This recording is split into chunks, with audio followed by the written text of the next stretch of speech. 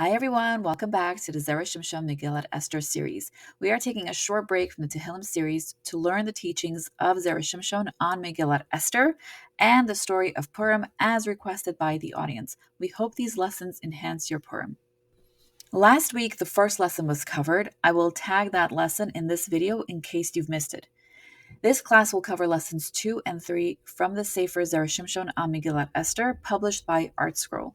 I personally really enjoyed learning this specific lesson from the book. We'll explore what went on behind the scenes and why the king's insomnia is a crucial point in the Purim story. The lessons in this book go in a different order than the chapters found in the Megillah.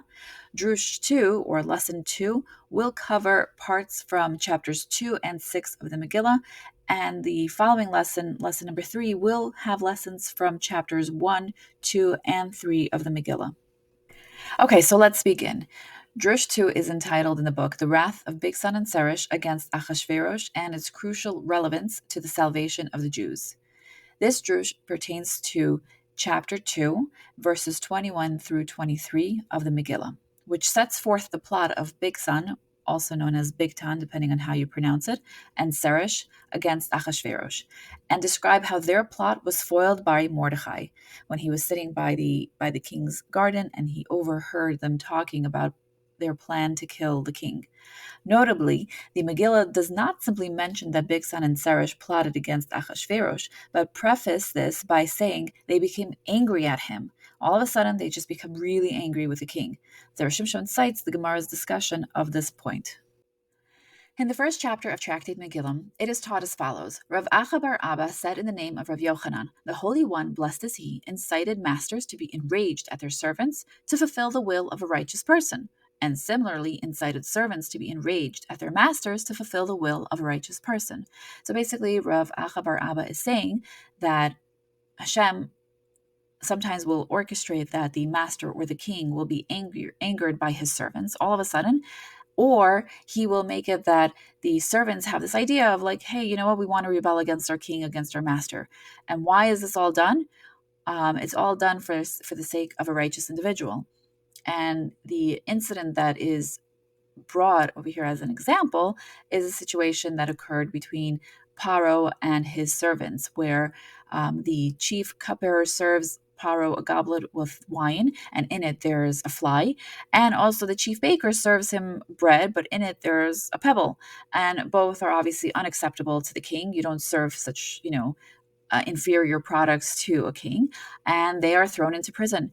And while they're in prison, they meet Yosef, and Yosef sees that one day they wake up and they look really sad and distraught. And he asks them, he goes over to them and he says, "What's going on? Why are you so distraught?" And they explain that they both had a dream. And they have no idea what this means, and it's tormenting them, and they're really distraught over it. And he says, "Well, why don't you let me know what you've dreamt about, and I will interpret it for you." And he accurately predicts or interprets that in 3 days' time, the chief cupbearer will be restored to his previous position, and he'll continue working for Paro, and the chief baker will be put to death. And so it was.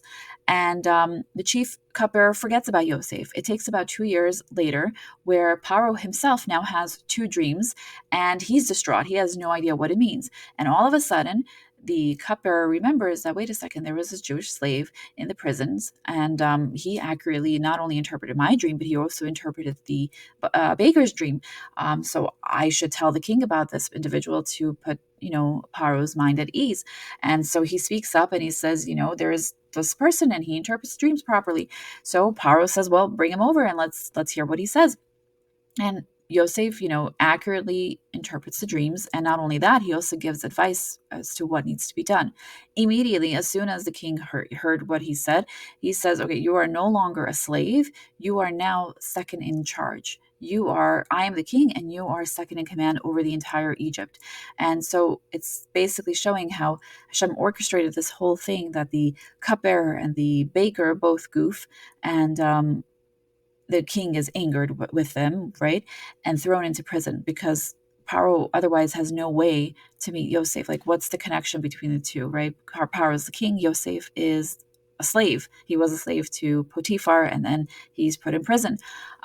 So their paths don't cross, but now Hashem makes it that their paths will cross because the dreams that the two servants dreamt were accurately interpreted. And so all of a sudden, now that Paro is in a similar position where he's distraught, the servant is the one who speaks up and says, wait a second, there is someone who can help you. And sure enough, it's Yosef, and he's put in a high position. Now we're going to explain how is it that Hashem makes, either kings upset with servants or the servant upset with the king. And in this case, it's talking about what occurred in chapter 2 of Megillah, where Hashem made Bigsan and Zeresh angry with the king for the sake of Mordechai the Tzaddik. Now, it doesn't tell us outright how this occurred, but we'll see in a moment what's the connection. Bigsan and Zeresh are angry with King Achashverosh and are plotting to kill him. Mordechai overhears them speak. The king is notified, and they are put to death. King Achashverosh recorded this incident in his Sefer Zichronot, which is essentially his diary.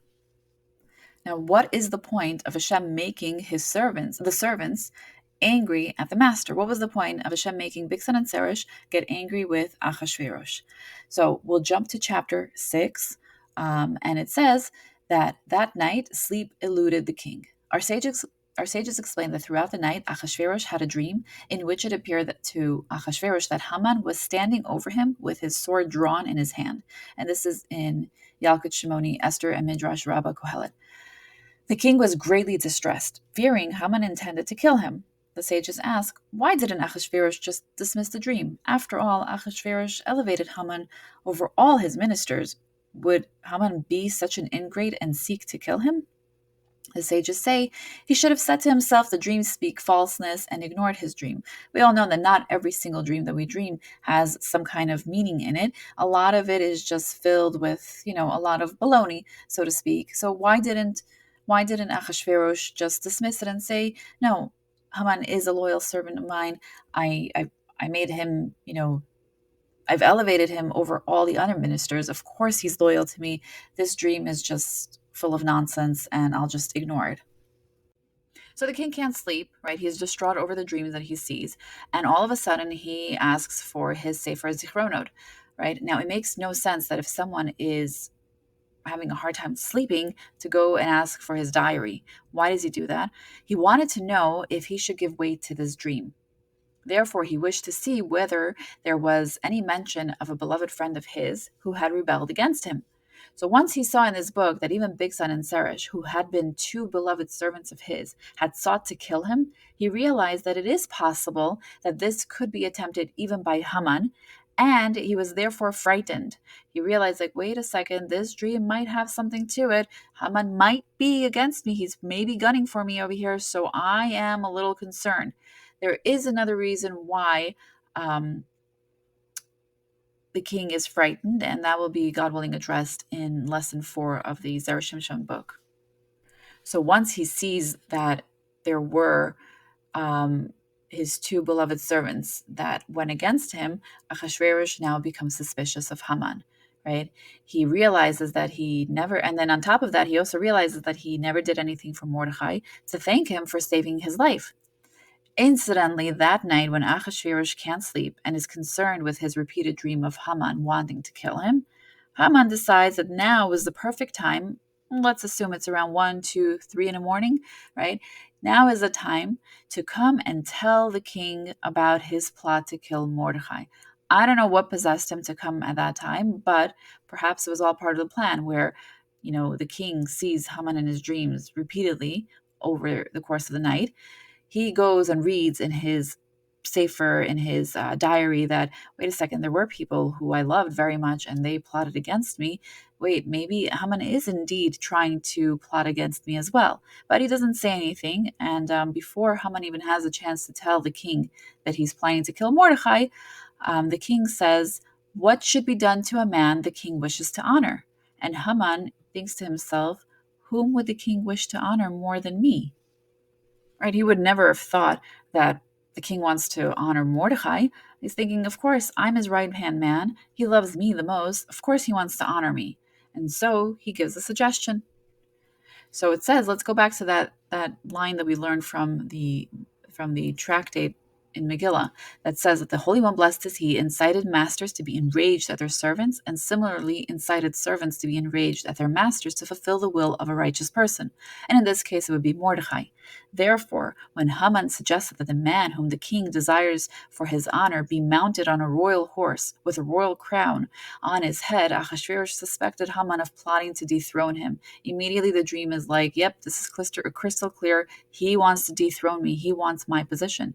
And then on the following day, when Haman is at Esther's party, and Esther says, well, this is the individual pointing to Haman that wants to kill me and my people, um, the king gets angry. He leaves the room, and now Haman prostrates himself on the queen's couch and begging for his life.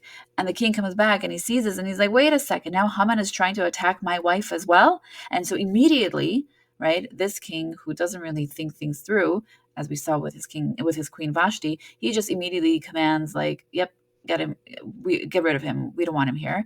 And so it appears that the dream in which Haman was seeking to kill him was an instrumental part in bringing about Haman's downfall. So Hashem again orchestrated this whole thing. And now remember that the incident between Bigsan and Seresh didn't occur like a month or two before.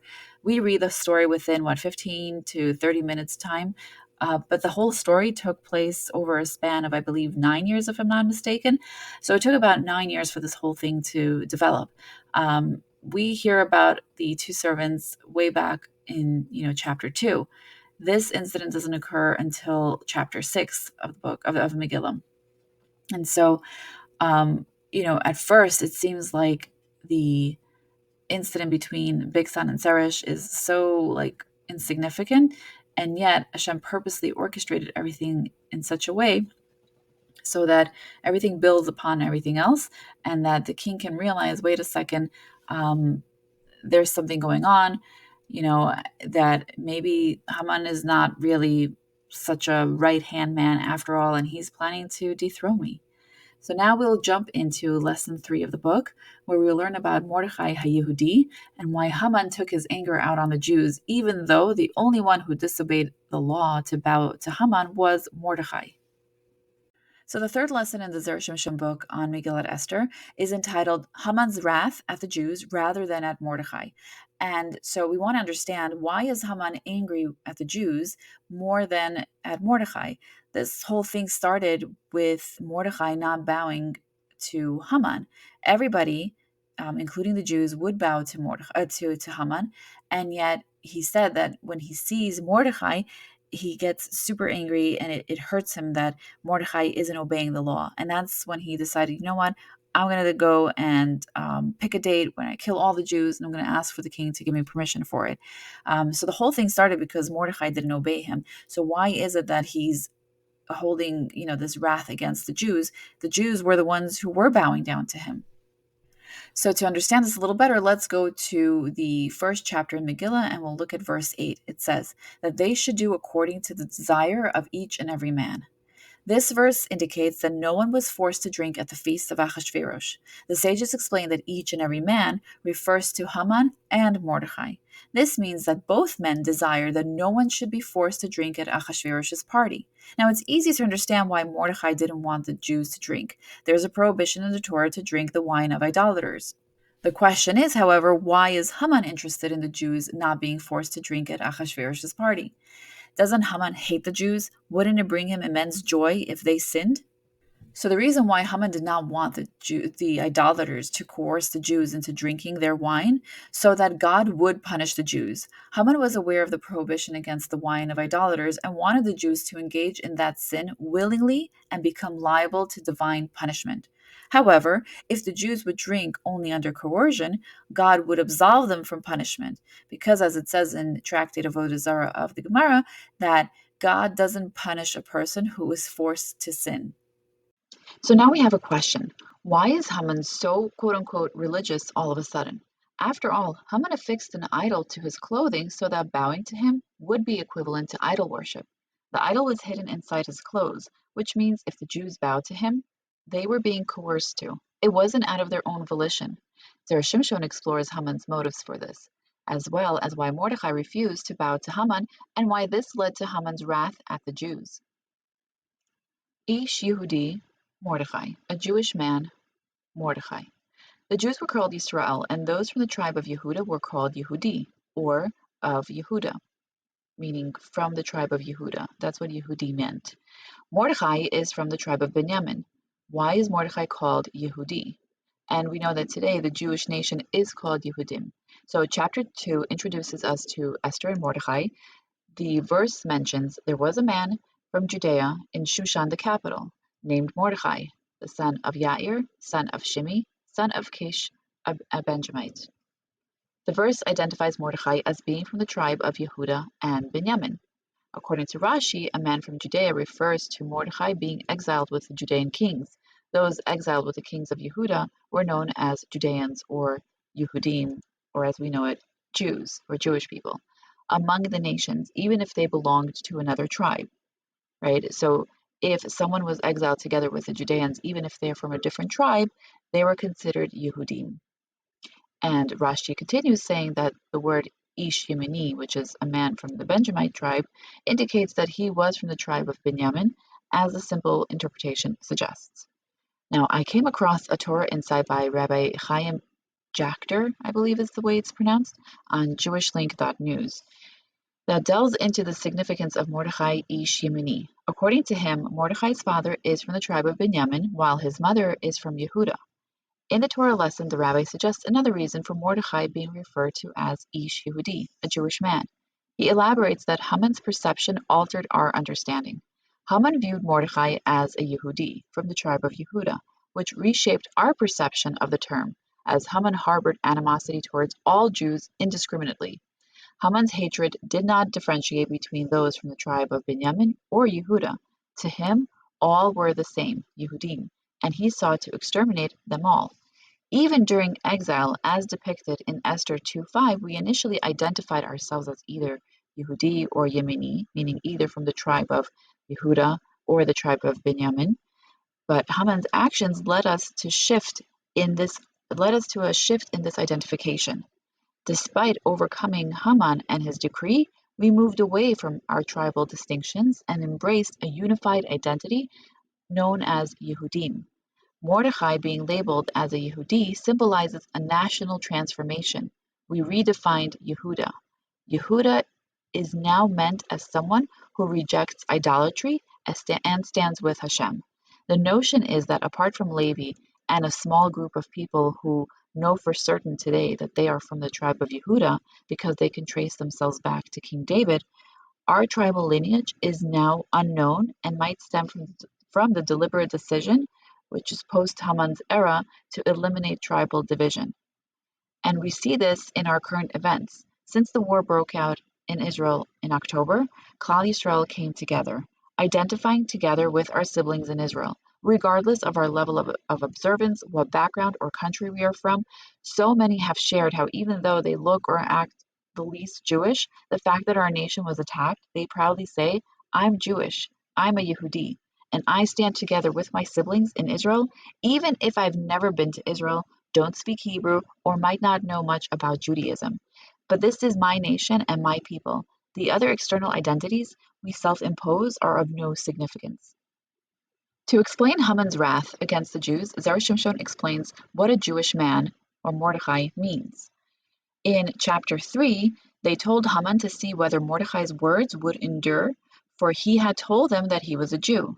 Since Mordechai angered Haman, Haman should have taken revenge against Mordechai and left the Jews alone. After all, they obeyed him, they bowed to him. We've all heard of this famous quote, those who stand for nothing fall for anything. Mordechai was called a Yehudi because he was firm in his beliefs, saying, I'm not bowing down to Haman, not because Haman is an idol. He wasn't. According to the Zera Shimshon, the concept of a human being an idol doesn't exist. No one can become an idol. And a Jew wouldn't be punished for bowing down out of fear or out of love to a person. So regardless if someone is being threatened and says, worship this person, he is now your idol out of fear. Or if someone's like, I just have tremendous amount of love and I believe you are a deity, God forbid, he still would not be punished as worshiping an idol because humans cannot be an idol. according to the Zera Shimshon's interpretation. Mordechai took a stance against bowing to Haman for the sake of God, saying, I only bow or serve God. So we go back to our original question. Mordechai stood his ground and didn't bow to Haman. Why is Haman upset with the Jewish nation and plots to kill them? Right? He's upset with Mordechai, but why is he plotting to kill all of the Jews? So the Jewish people's actions angered Haman. They often would excuse themselves from participating in what the Gentiles would engage in, saying, We are Jewish, we can't do this. However, when Haman ordered them to bow to him, they all complied. It was precisely because the Jews weren't firm in their stance that is what angered Haman. Haman thought they should either be 100% loyal to God or be 100% like the Gentiles and not be half and half in their actions. Mordechai was the only one that was firm in his beliefs. Zera Shimshon says that Haman affixed the idol and demanded they bow to him to see if they were committed to Judaism and God or if they were not committed at all. Although we shared what Zera Shimshon taught as to what angered Haman, we still ask, why did Haman care if the Jews wavered in how they practiced Judaism? The answer lies in the 13th lesson of the book that we're following, the Zera Shimshon lessons in Megilat Esther. The 13th lesson has the answer. So we initially, when we started this project, we didn't fully read all 22 or 23 lessons of the book. We would read a lesson, make a summary, and then share it with the group. But we did skim through the book a little bit, and we came across lesson number 13. And we saw something that was really interesting, which might explain why Haman cared so much that the Jews veered from God. Haman was a human manifestation of the Satan himself. This is in the 13th lesson of this book. Many rabbis and speakers talk about how the Satan is associated with evil and the evil inclination. He is an angel God created whose purpose is to entice us with temptations. Our job is to overcome his temptations. When we do that, we strengthen ourselves spiritually and achieve great heights. Although the Satan entices us and tries to get us to sin, he hopes we defeat him. His job is the only reason he is bothering us to do evil and go after our desires. That was what he was created for. That is how he serves God. If Haman is a human manifestation of Satan, that could be why Haman was so angry with the Jews who bowed to him. It showed him that they wavered with their beliefs and weren't consistent with their relationship with Hashem. So again, just to go back, because the Satan is a loyal servant of Hashem, and even though we associate him with evil, his main reason why he was created is to entice us, right? So that we can overcome him. And when we don't overcome him, it saddens the Satan. Why? Because we weren't loyal to Hashem.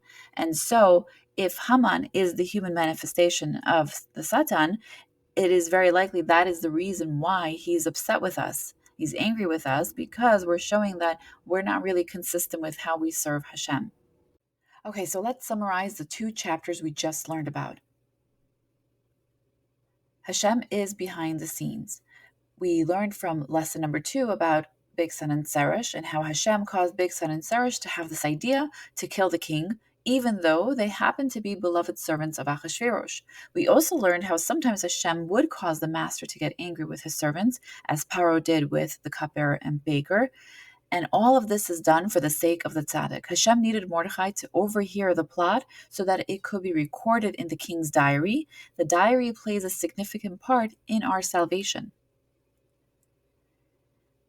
We learned about how the king can't sleep, right? In chapter 6 of Megillah, the king can't sleep. Zera Shimshon shares that Achashverosh could not sleep because he kept dreaming, a repeated dream, of Haman holding a sword ready to attack Achashverosh. Achashverosh wants to dismiss the dreams, but is concerned that maybe Haman wants to kill him and become the king himself. Achashverosh asks for the diary for this reason, because he wanted to see if anyone beloved has betrayed him before. And as he goes through the diary, he saw that Bigsan and Zeresh have betrayed him, and now Haman begins to look suspicious to the king. Why did Hashem do all of this? To make the king concerned that Haman wants to kill him. He therefore decides to kill Haman himself. Then we moved on to lesson number 3, and it talks about Haman's wrath at the Jews rather than Mordechai. Haman doesn't want the Jews to be forced to drink wine at the party, so God punishes them for choosing to drink on their own. We learned about Ish Yehudi and how Mordechai is called Yehudi because he refused to bow to anyone. He only bows and serves God. We also learned that Haman viewed all 12 tribes as one nation, that he despised all of us and called us Yehudi. Since then, we have called ourselves Yehudim instead of Israel. We are one nation serving God and are against idolatry. That's what the word Yehudi means, that we are against idolatry and we are for serving only one God. Then we ask, why is Haman angry with the Jews? And we answered it's because they wavered in how they served Hashem. Haman hated that the Jews would often excuse themselves from participating in the activities of the Gentiles by saying, "We are Jewish and can't participate." But when he told them to bow to him, they did. We also jumped to lesson number 13 in the Zera Shimshon Megilat Esther book, which gives us a possible reason why Haman was so angry with the Jewish people when they wavered in their service to Hashem. He was a physical Zera Shimshon says that that Haman was a physical manifestation of the Satan, and even though the job of the Satan is to entice us, he would rather we defeat him so that we stay loyal to God, and that is how we serve him. But since the Jews chose to bow to Haman and the idol that he hid in his clothes, it showed that they weren't loyal to God. In the next lesson, we will learn, God willing, about Haman's wealth, how it brings about the decree, but also Haman's downfall, and why having a name is more important than having wealth. Thank you so much for listening to this class. We hope you enjoyed it. Please like and share this with as many people as possible so that they too can enjoy this lesson and really come into Purim with more information about what went on behind the scenes.